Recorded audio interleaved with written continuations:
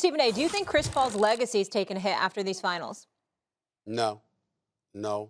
I don't think it's elevated, but I don't think it took a hit because even though there was a couple of games he certainly could have played better, and he ended up losing in the NBA Finals.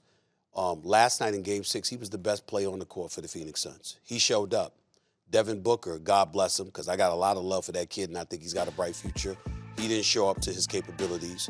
Mikal Bridges was a no-show. Crowder wasn't that effective offensively, even though his numbers ended up decent. DeAndre Ayton looked absolutely petrified. He was bobbling rebounds. He was bobbling passes into the interior. He wasn't himself. Cameron Johnson is somebody that was not embraced as far as I'm concerned. I thought he spent a lot of time being ignored for most of this series, not to my liking. And then last night when you needed him to deliver, he couldn't do it as well. And I'm looking at a 36-year-old miniature guard at 6 feet, devoid of the athleticism that, a lot of these guards have. And he went out there and he got them to Game 6 of an NBA Finals. Again, his stock was not elevated because he ultimately lost in the NBA Finals and lost 4 straight games after being up 2-0. And it's the 4th time in his playoff in his career that he's lost a 2-0 lead in the postseason, which is the most in history. We get all of that. But in the end, if he had wet the bed, if he had played like garbage, if he had not showed up to do what he could, that would be different. There were times last night I wished he would have been a bit more aggressive shooting the basketball, but they had clearly made the decision, we're going to live and die with Booker, and they kept giving Booker the ball. But in the end, Chris Paul ended up being their best player on the court in Game 6. And because of that reality, I look at him and I don't say it's diminished. I just say it's stagnant. It's not going anywhere. It certainly wasn't elevated. And that's what the reality is for me. Okay, now, I want you to stay with me here. I want your cranky self this morning who hasn't slept in a month to stay with me here because I want to hear your response to this. Okay. He has hurt. His legacy was hurt. And this is what I mean. Chris Paul is a brilliant player, the perfect point guard, point god.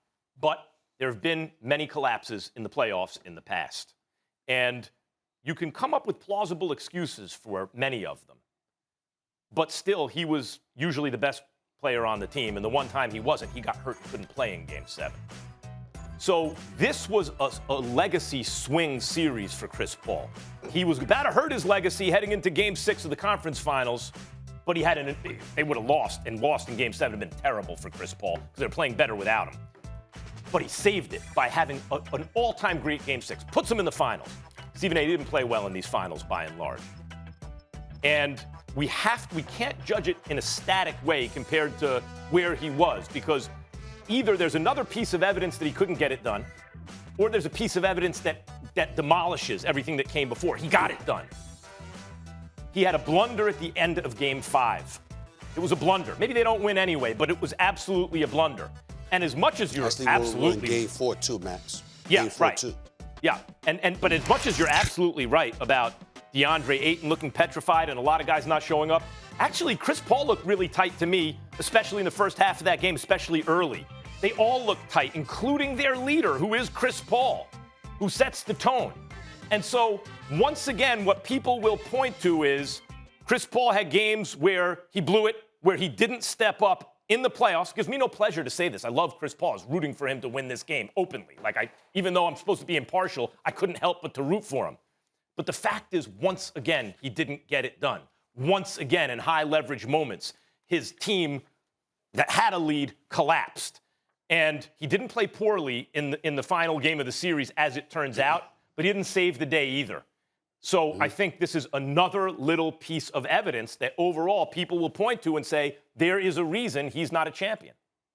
I won't summarily dismiss that perspective, nor will I say that you're being unfair or disrespectful to him. What I would say is that there is a reality that has to be embraced. This is not the Clippers when he had Lob City with DeAndre Jordan and Blake Griffin, and they were up 3-2 on the Houston Rockets, and James Harden was on the bench. And Houston still went on a 49-9 run to win that Game 6 at the Staples Center and ultimately won Game 7 back at the Toyota Center in Houston.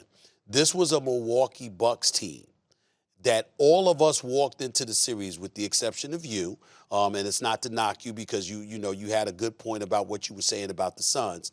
But the reality is that if Giannis Antetokounmpo was healthy, we weren't picking the Phoenix Suns. We knew that if Giannis Antetokounmpo, the Greek Freak, were healthy, they were bigger, they were stronger, they were more athletic, they would attack the basket, and they would attack the thinness of the Phoenix Suns, particularly on their front line. You're talking about a point guard who's a quintessential point guard who made his bones about being from being a floor general, running a team and maximizing the potential around him.